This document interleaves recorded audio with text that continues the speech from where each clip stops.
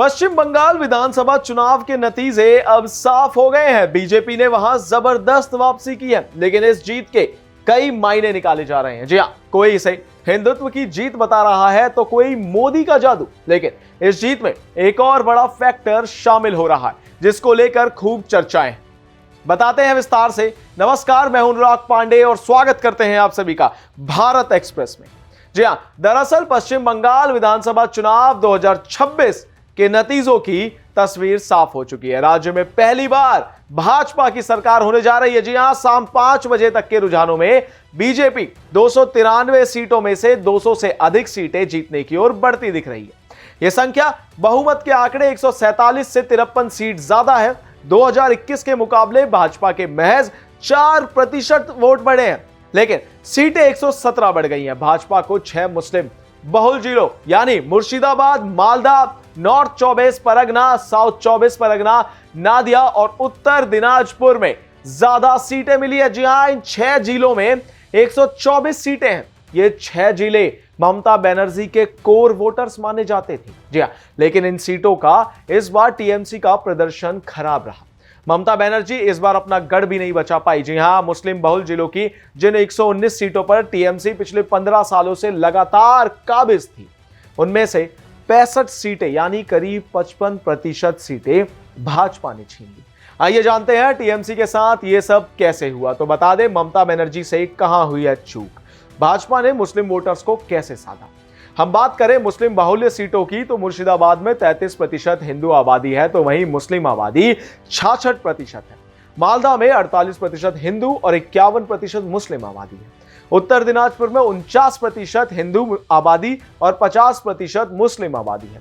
दक्षिण 24 परगना में 63% हिंदू आबादी और 36% मुस्लिम आबादी है। उत्तर 24 परगना में 73% हिंदू आबादी और 26% मुस्लिम आबादी है। वहीं वीरभूम में 62% आबादी हिंदू और 37% आबादी मुस्लिम बहुल है। इन सीटों को लेकर सबसे ज्यादा चर्चा इस बात की हो रही है कि जिन मुस्लिम वोटों को टीएमसी अपना मजबूत आधार मानती रही, उसमें अब दरार के संकेत दिखाई दे रहे हैं।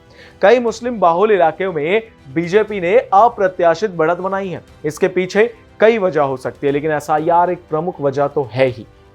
जी हां, टीएमसी को पहले से आशंका थी कि स्पेशल इंटेंसिव रिवीजन के चलते मुस्लिम वोटों में कटौती से नुकसान हो सकता है। जी हां, आपको बता दें, इस चुनाव में हिंदू वोटर्स की बड़ी संख्या में भागीदारी भी भाजपा के पक्ष में जाती दिख रही है, क्योंकि वोटर्स लिस्ट से नाम कटने के डर से बंगाल के बाहर हिंदी बेल्ट या साउथ के इलाकों में नौकरी या पढ़ाई कर रहे वोटर्स भी वोट डालने पहुंचे थे।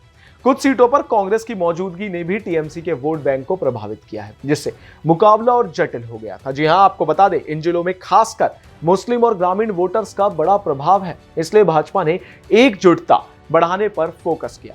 इस चुनावी कैंपेन में खासकर एससी, एसटी, मतुआ और ओबीसी समुदायों को टारगेट किया जा रहा था।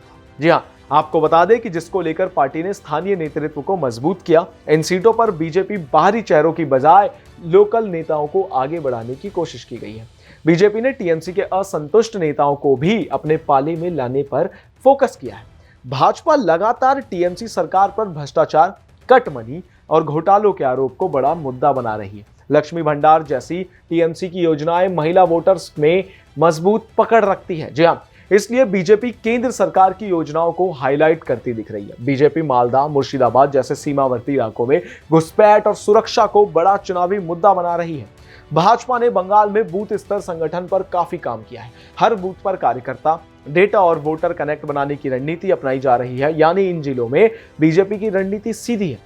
टीएमसी के कोर वोट बैंक को सीधे तोड़ना मुश्किल है, इसलिए हिंदू वोट एकजुटता प्लस लोकल मुद्दे प्लस मजबूत संगठन के जरिए धीरे धीरे यहां के वोटर्स पर पकड़ बनाने की कोशिश जारी है।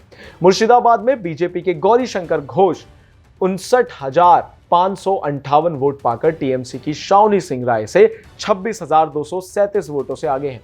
जहांगीरपुरा में भाजपा उम्मीदवार प्रसन्नजीत बाग 5889 वोटों से आगे चल रहे हैं। मोतबाड़ी सीट से रुझान सबसे चौंकाने वाले हैं। यहां भाजपा के निर्माण घोष 34,752 वोट पाकर करीब 1750 वोट से आगे चल रहे हैं। जी हां, सिर्फ इतना ही नहीं, टीएमसी ने यहां इस्लाम नजरुल को उम्मीदवार बनाया था। वे अभी 1750 वोट से पीछे चल रहे हैं। वहीं हम बात करें मोतवाड़ी सीट की, तो कांग्रेस के सायम चौधरी को भी 12,196 वोट मिले हैं, जिससे साफ है कि वोटों का बंटवारा हुआ है। हबीबपुर सीट की बात करें तो बीजेपी के जोएल मुर्मू लीड बनाए हुए हैं, टीएमसी के अमल किस्कू पीछे चल रहे हैं। मानबाजार विधानसभा क्षेत्र में कड़ी टक्कर चल रही है। अभी तक के रुझानों में भाजपा की उम्मीदवार मैना मुर्मू आगे चल रही है। टीएमसी की संध्या रानी टुडू दूसरे नंबर पर है। इस जानकारी में फिलहाल इतना ही।